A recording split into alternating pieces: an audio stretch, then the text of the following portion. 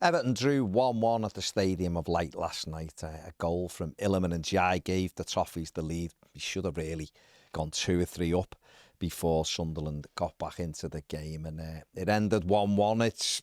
Listen, after half an hour, I'd be devastated that we'd only take a point from that game. But by the end, sort of like, well, you know, we didn't lose the game. So in that respect, it's a decent point. Is this what David Moyes thought, though? This is what he had to say after the game.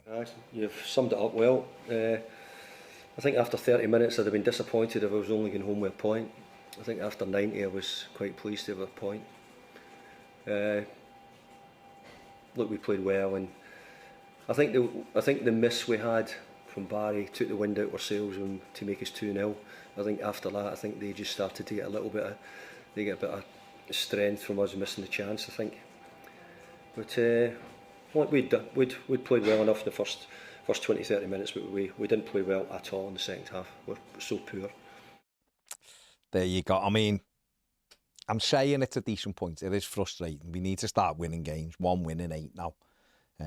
But we've got to start taking our chances. And, you know, Tierno Barry should have scored. He needs a goal desperately, but other players have got to weigh in with their fair share as well. But one player that did weigh in last night again is Ilman, and Jai's been in excellent form this season. Scored an absolutely brilliant goal last night.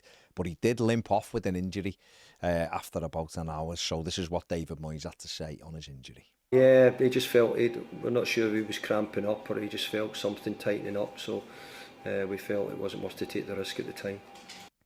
There you go, not too much off the manager there. He didn't seem overly concerned, and hopefully that injury will clear up in a day or so, and he'll be available for the visit of Fulham at the weekend. In a game Everton must win, really. If we're just to stay away from any nervous glances over the shoulder. We have to beat Fulham on Saturday. One other thing that has had a lot of people talking about today is why Tyler Dibling wasn't brought on during the second half. The player started against Crystal Palace a few weeks ago, lasted half a game before it was taken off, then came on for a few minutes at Man City, and then not at all against Spurs, and not at all last night either. And Dwight McNeil, who hadn't really been getting on the pitch, came on instead of Tyler Dibling. Joe Thomas of the Echo asked the manager what was the thinking behind Dwight McNeil coming onto the pitch instead of Dibling. This is what David Moyes had to say. What the thought process was bringing McNeil on for Ndiaye, and Ndiaye came up injured as opposed to, say, Roll or Graz or Dibling? Dwight's been training really well this last couple of weeks, and we thought that it would be the right moment for him. Tom? Short and sweet.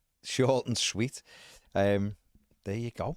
I mean, it feels a little bit like a shot across the bow for the likes of Dibling and maybe Mail and Roll about training. I'm quite sure Dwight McNeil has trained really well, but also for them, it just seemed a very short answer to me, but might be reading too much into it. But those lads have got to get their head down and make sure that the manager is thinking of getting them straight into that side.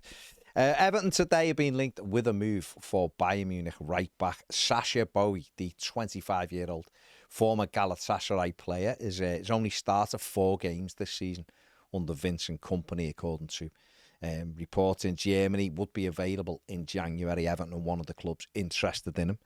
And listen, Everton are looking more and more in need of the player to play on that right-hand side. The last couple of games, James Garner has been moved from midfield in place of Jake O'Brien, has to go and play at right-back during the game. The manager, you know, we had a little look at Hilali before the window shut. Hector Fort was another one who Everton were interested in bringing in. Neither of those came off. And it's going to be interesting to see whether Everton look for a permanent right back in January or to try and get someone in on loan. But Sasha Bowie, the latest to be considered by Everton.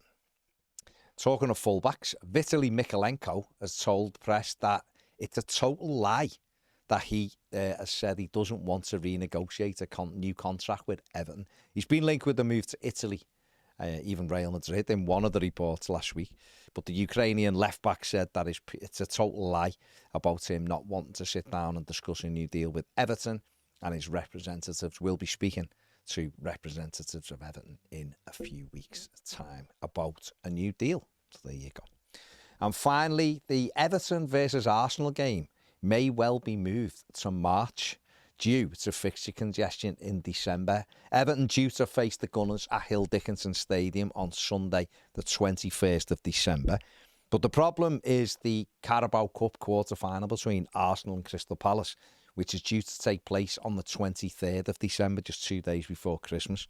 It's complicated because Crystal Palace play a Conference League game on Thursday, the 18th of December against Cups from Finland, having already hosted Manchester City on the Sunday and a conference game prior to the Manchester City game. Arsenal busy with Champions League, the extension of Champions League as well. And Mikel Arteta said that Arsenal have requested for the game to be moved to a date in March, and that is still ongoing. No decision yet, but Arteta said hopefully they will move it for common sense, because it makes no sense the amount of games we're supposed to play in a short space of time. So that's definitely one to keep an eye on. It, like I said, it's scheduled for Sunday the 21st of December at 2 p.m, currently at home. So keep an eye out for that one. That is it for the News Daily. Make sure you check out the Final Word, the Sunderland versus Everton Final Word, the 1878 FM podcast out this week as well. Watch that, give it a like, subscribe to the channel if you haven't. Thanks for watching. See you later.